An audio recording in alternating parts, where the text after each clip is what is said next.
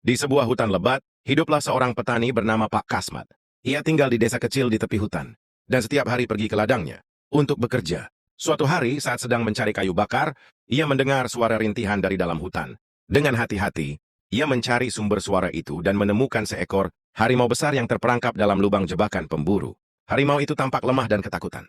Matanya yang tajam memancarkan permohonan. "Pak, tolonglah aku," kata harimau itu dalam bahasa manusia. Pak Kasmat terkejut tetapi juga merasa kasihan. Meskipun takut, ia tahu bahwa meninggalkan harimau di sana berarti membiarkannya mati perlahan. Dengan penuh keberanian, ia mengumpulkan ranting-ranting dan membuat jalan bagi harimau agar bisa keluar.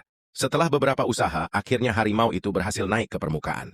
Setelah bebas, harimau itu menatap Pak Kasmat dan berkata, "Terima kasih telah menyelamatkanku. Aku berhutang nyawa padamu." Pak Kasmat tersenyum, lalu berkata, "Berjanjilah, jangan sakiti manusia sebagai balasan." Harimau itu mengangguk dan berlari masuk ke dalam hutan.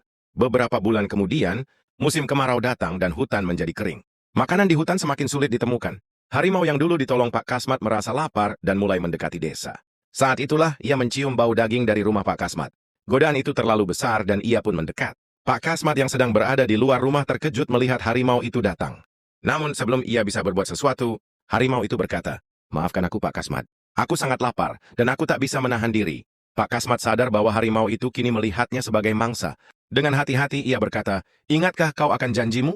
Aku telah menyelamatkanmu." Harimau itu terdiam sejenak. Ia mengingat kebaikan Pak Kasmat dan janjinya sendiri.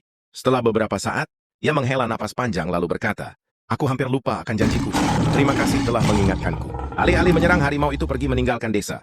Sejak saat itu, ia tidak pernah lagi mengganggu manusia. Pak Kasmat pun bersyukur karena kebaikan yang pernah ia lakukan tetap dihargai. Pesan moral, kebaikan yang tulus akan selalu dikenang, tetapi dalam hidup, ujian kesetiaan dan janji seringkali datang.